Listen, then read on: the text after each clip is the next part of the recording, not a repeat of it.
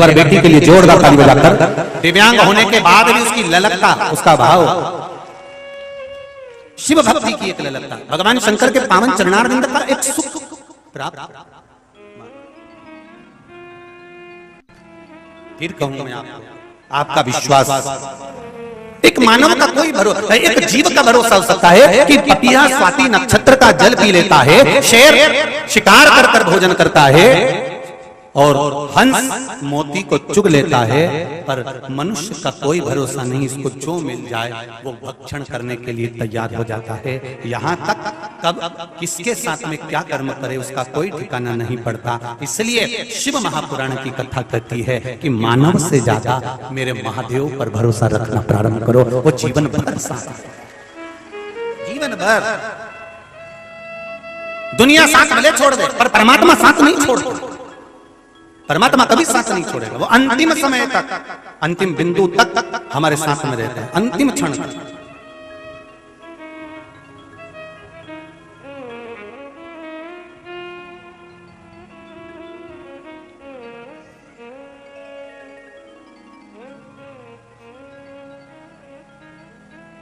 महाराज भीष्म पितामह 56 दिन तक पड़े रहे, केवल दृष्टि का दोष हो गया और गलत देखा था, इसलिए भीष्म पितामह के सामने भी द्रौपदी जाकर रोई है कि पितामह तुम मेरे घर के बड़े बुजुर्ग हो, तुम तो बोलो। पितामह कहते मैंने दुर्योधन के घर का अन्न खाया है, मैंने दुर्योधन के घर का अन्न खाया है, मेरा एक निवेदन है तुम भोजन करो, पर एक दिन में एक बार नियम बना के रखो कि घर का व्यक्ति अगर कोई एक लोटा जल शिव जी के पास लेकर जा रहा है तो घर के व्यक्ति से कह देना कि वहां जल चढ़ाकर थोड़ा सा जल लेकर आना और हम सबको देना। क्यों?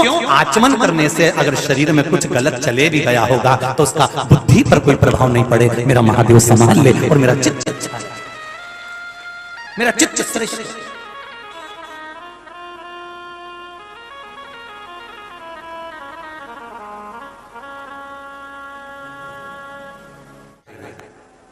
रोती हुई द्रौपदी ने भीष्म पितामह से कहा, पितामह ने साथ नहीं दिया। गुरु द्रोणाचार्य से बोली, गुरुजी ने साथ नहीं दिया। गुरुजी ने एक बात जरूर कही कि बेटी द्रौपदी तेरा गुरु साथ नहीं देगा, यहाँ सभा में बैठा हुआ कोई तेरा साथ नहीं देगा, अंत समय में साथ देने के लिए केवल एक है, जो मंत्र तुझे मिला है उस मंत्र का जाप करना प्रारंभ कर दे, वो तेरा साथ दे जाएगा। केवल उस मंत्र का जाप करो। लाखों की संख्या में आप लोग आए हैं, हमें तो ऐसा लग रहा था कि करवा चौथ का इंतजार कर रहे थे बस कि ये निकले और हम पहुंचे।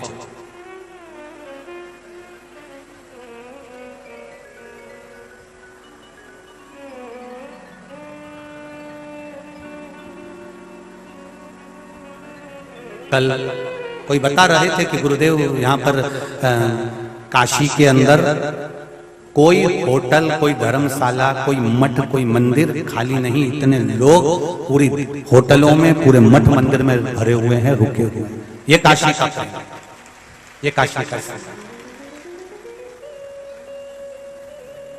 रखो। 3 बातों को जिंदगी में कभी मत भूलो, तुम्हारा जीवन सार्थक हो जाएगा। पहला, जिनके दिन खराब चल रहे हो उनसे दिन भर में 2 बार जरूर मिलो।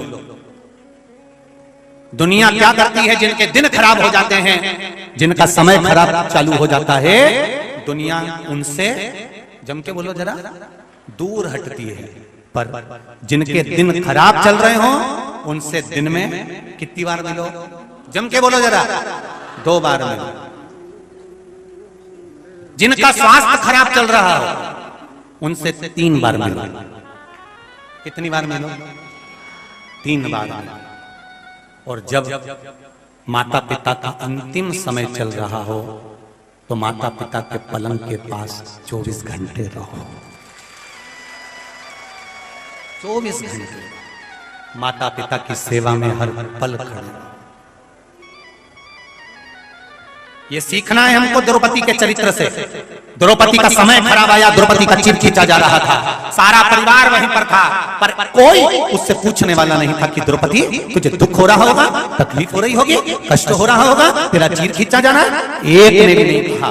पर शिव महापुराण की कथा कहती है जब किसी का बेकार समय आए, दुख की घड़ी आए, तब उसके दिन जब बेकार चल रहे हो तो 2 बार जरूर मिलो, क्योंकि शिव महापुराण की कथा कहती है एक ना एक दिन घूड़े के भी दिन फिर जाते हैं। तो उसके दुख के दिन जब जाएंगे, अच्छे दिन जब आएंगे, तब वो तुम्हें याद करेगा कि मेरी चाची ने मेरा साथ दिया था, मेरी काकी ने मेरा साथ दिया था, मेरे काका जी ने, मेरे चाचा जी ने, मेरी बुआ जी ने, मेरे काका जी ने, इनने, मेरे मामा जी ने मेरा साथ दिया था। अर्थात दुख की घड़ी में 2 बार, तकलीफ के समय पर 2 बार अवश्य मिलो, और जाकर तुम धन भले मत दो, पैसा भले मत दो, तुम्हारा घर का कोई सामान मत दो, और उसको बिल पावर पूरी दो। क्यों चिंता करती है?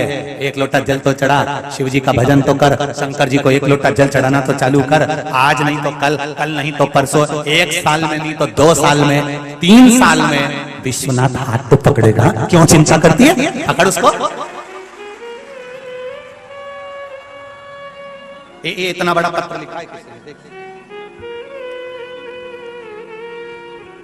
पत्र भी बड़ा सारा है, जरा एक बार पहले जिनने लिखा है उनको धन्यवाद है, जोरदार ताली बजाइए। पत्र भी बड़ा सारा हो।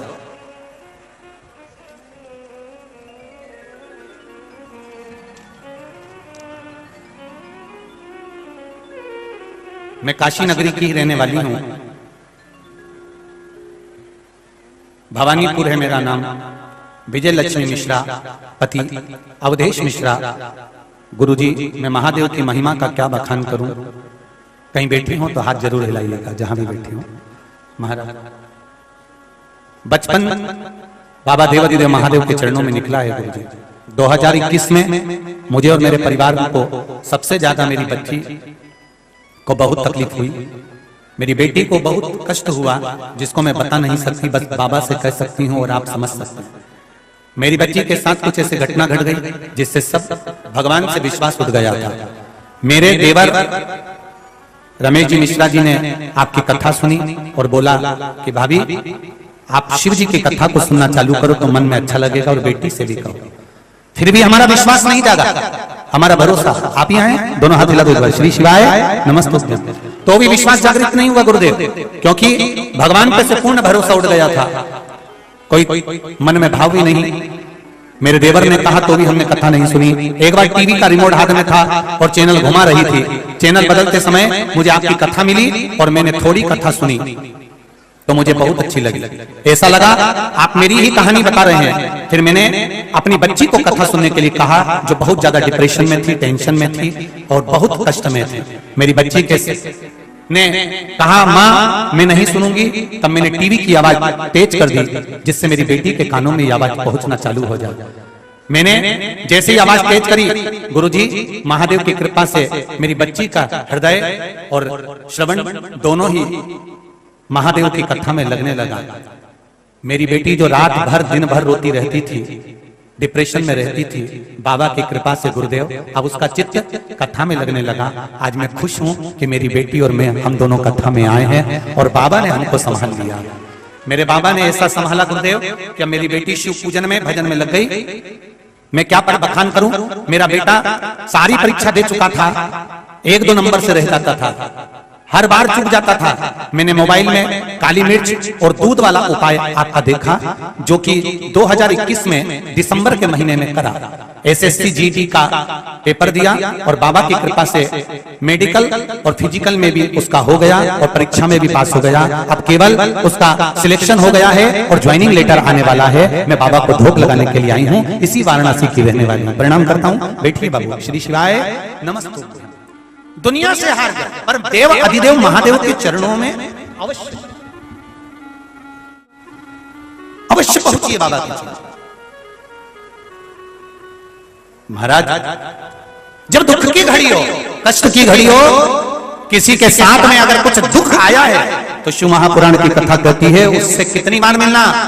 जम के बोलो जरा, 2 बार जरूर मिलो, उससे मुंह मत चुराओ, उससे दूर मत भागो, उसका विल पावर मजबूत करो। क्यों चिंता करती है, क्यों टेंशन लेती है? बेटा है मेरा देवती देव महादेव, विश्वास रखना, एक ना एक दिन समय ऐसा आता है कि पलट कर ही मानता है। मेरे बाबा के हाथ में खोचा रखा हुआ है, झारा रखा हुआ है, कब पलट देगा, नीचे से ऊपर लगकर छोड़ देगा, ये उसके हाथ में। दुख की घड़ी किसी की है तो 2 बार जरूर मिलो, किसी का स्वास्थ्य खराब है तो बोलो जम के, जरा जम के बोलो, 3 बार अवश्य मिलो।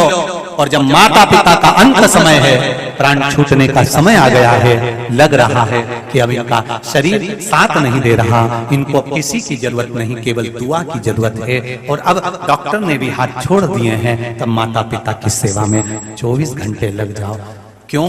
उसका एक कारण शास्त्र कहता है, जो बुजुर्ग माता पिता प्राण त्यागते हैं और उनकी सेवा में जो लगा रहता है, जब जीवन की घड़ी बढ़ती चली जाती है, समय निकलते चले जाता है, और जब तुम बूढ़े हो गए तो तुम्हें किसी की जरूरत नहीं पड़ेगी, भगवान तुम्हारी खटिया के पास 24 घंटे मिलने वाला। 24 समय बड़ा। कई लोग कहते हैं हमारे माता पिता बड़े बेकार हैं, कोई कहता है हमारे माता पिता ऐसे हैं, पक्षपात करते हैं, हमारे माता पिता के साथ हमें नहीं रहना, हमें तो अलग होना है, अब भी अलग होना है। रोज अपने माता पिता के पास जाकर कहते हैं मुझे अलग कर दो, अलग कर दो, अलग कर दो। प्रतिदिन कहते हैं, वो भेद करते हैं, वो अपशब्द कहते हैं, ताने देते हैं, आ टेढ़ा बोलते हैं। बोले केला खाया है? अरे बोलो तो सही, केला देखा है, खाया है? केले का जो छिलका होता है उसको उतार कर फेंक दो, और केले को कितने भी अच्छे डब्बे में बंद कर कर, कागज में लपेट कर, थैली में बंद कर कर रख दो, केला अच्छा रह जाएगा क्या? अरे बोलो जम के बोलो रे, नहीं। उसी तरह घर की बहू और बेटे केले की तरह हैं, और उस पर छिलका मेरे माता पिता हैं जो हर तरह से बचा कर रखते हैं।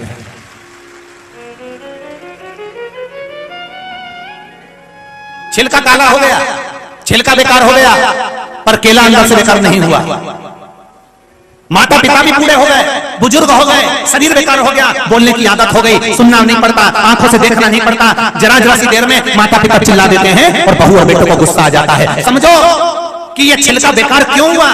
अंदर के केले को सही रखने के लिए छिलका खुद बेकार हो गया, माता पिता खुद बूढ़े हो गए, केवल तुम्हें संभालने के चक्कर में।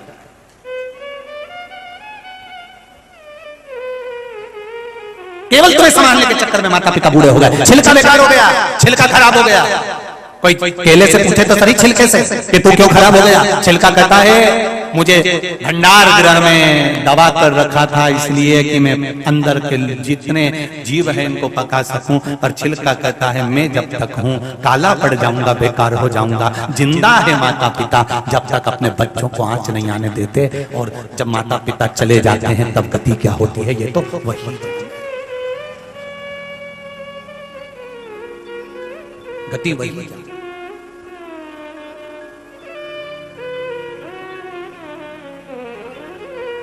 देखो पुकारी द्रौपदी ने कहा कि ये गलत है। गुरुजी ने कहा कि क्या हो गया, क्या आप मेरी रक्षा नहीं करोगे? नहीं। गुरुजी ने कहा मैं भी तेरी रक्षा नहीं करूंगा। रक्षा करेगा वो मंत्र जो दिया गया है। और आपसे भी निवेदन है, तुम्हारी दुख की घड़ी में कोई खड़ा हो ना हो, तुम्हारे तकलीफ में कोई आए ना आए, तुम्हारे कष्ट के समय पर सियोर वाला महाराज भी सियोर छोड़कर नहीं आएगा, ना रिश्तेदार आएंगे। पर एक वचन जरूर याद रखना वाराणसी वालों, सियोर वाला महाराज भले ना आए, पर शिव महापुराण जो सुनी है वो तुम्हारा साथ देकर पार लगाकर चली जाए। बल देती है शिव पुराण, बल जीने का तरीका सिखाती है शिव पुराण।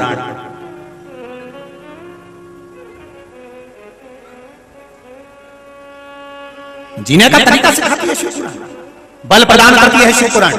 जब दुख की घड़ी आए थोड़ी देर के लिए मोबाइल चालू करना और शिव पुराण निकाल लेना, और शिव पुराण निकालकर कोई सी भी शिव पुराण निकालकर आधा घंटा के लिए सुन लेना कि में अभी आधा घंटा कथा सुन के उसमें कुछ ना कुछ निकलेगा जरूर, और तुम्हारा मार्ग निश्चित होगा। ये निश्चित था। कल कथा में कहा था वक्ता वही होता है जो श्रोता का वक्त बदल दे। अगर आपने दिल से शिव महापुराण की कथा सुनी है, ये इतने सारे ये पत्रों का जो ढेर लगा हुआ है, यहाँ पर इतने पत्र, यहाँ ये पत्रों का ढेर लगा हुआ है, ये आपका वक्त बदला है। कुछ कथा में सुनने के बाद आपने एक लोटा जल चढ़ाया है, एक बेलपत्र चढ़ाई है, एक जरा सा बेलपत्र, एक चावल का दाना चढ़ाया है, जो आपने शिव जी को दिया, वो शिव जी ने आपको दिया, ये पत्र बता रहा है।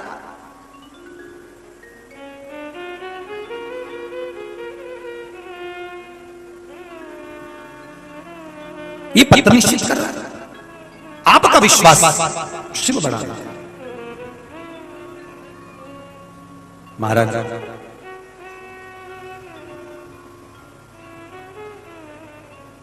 तीन चीजें अपने जीवन में उतार कर रखना, बुरे वक्त में 2 बार जरूर मिलो। कभी भी वक्त बदल सकता है उसका। ठिठोली नहीं करना है, उस पर हंसना नहीं है। तारकासुर गया, द्रौपदी का जो चीर खींचा गया, गुरु द्रोणाचार्य ने कह दिया मंत्र का जाप कर, कोई साथ नहीं देगा तेरा, पर मंत्र जरूर साथ देगा। आप भी ध्यान रखना, गोस्वामी तुलसीदास बाबा ने, हमारे संतों ने, भगवंतों ने, महंतों ने इस राष्ट्र में, भारत की भूमि पर जो पैदा होने वाले, भारत की भूमि पर जो जन्म लेने वाले, भारत की भूमि पर प्रकट होने वाले संतों ने एक ही बात कही है कि भजन, चित्त, स्मरण, कीर्तन में आपका मन लगाकर रखना, क्योंकि दुख की घड़ी में सब साथ छोड़कर चले जाएंगे, पर भजन तुम्हारा साथ नहीं छोड़ेगा। अंत समय तक वो साथ देने वाला है, अंतिम बिंदु तक साथ देगा। तुम्हें क्या लगता है? एक बार कभी मन में विचार करना, घर में कोई मर जाता है, परिवार में कोई मर जाता है, साग पूरी सब्जी, नुक्ती, लड्डू, गुलाब जामुन, दही बड़ा, रायता, ये सब बैठकर खा रहे हैं। जो किसी के मरने पर पूरी सब्जी, रायता खा रहे हैं, क्या वो तुम्हारा साथ दे देंगे? अरे बोलो तो सही, तुम भी मरोगे फिर खा लेंगे।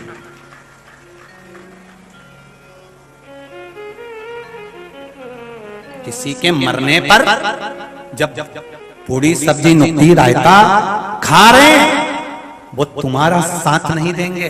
बस साथ वही देगा जिसने तुम्हारा भले नहीं खाया, परंतु तुमने शिव महापुराण की कथा में बैठकर उसका नाम गाया, साथ वो देगा। खाया का नहीं, गाया का साथ। एक मरा तो खाया, 2 मरे तो खाए, तुम जाओगे फिर खाने बैठ जाएंगे, कोई मतलब नहीं।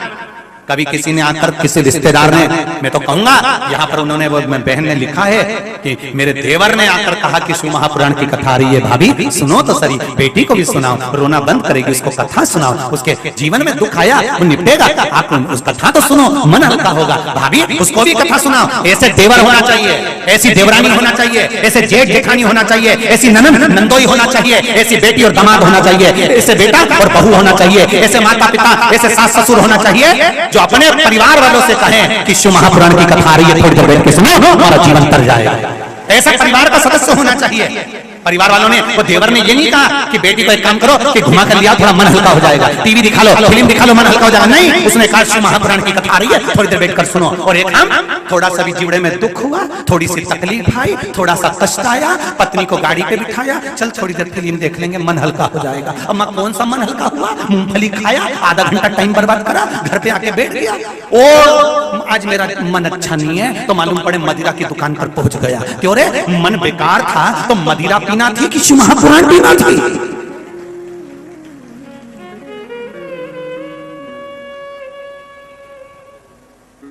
जब मन अच्छा नहीं है, चित्त अच्छा नहीं है, सब दूर से। प्यारे भक्तों, आज के श्री शिव महापुराण कथा में हमारे पूज्य श्री पंडित प्रदीप जी मिश्रा ने जो भी उपाय इस कथा के दौरान बताए हैं, अगर आप इन उपायों को अपने जीवन में निरंतर करते हो तो आपको अवश्य ही लाभ प्राप्त होगा। तो भक्तों, इसी के साथ आज के श्री शिव महापुराण कथा के इस अध्याय को यही समाप्त करते हैं। मिलते हैं एक और नए अध्याय के साथ, तब तक के लिए हर हर महादेव। प्यारे भक्तों, अगर आपने अभी तक हमारे चैनल को सब्सक्राइब नहीं किया है तो प्लीज़ चैनल को सब्सक्राइब करके कमेंट बॉक्स में हर हर महादेव अवश्य लिखिएगा। और श्री शिव महापुराण कथा का भाग 2 देखने के लिए हमारे इस वीडियो को लाइक करके चैनल को सब्सक्राइब जरूर से कर लेना। तो भक्तों, मिलते हैं एक और नई कथा के साथ।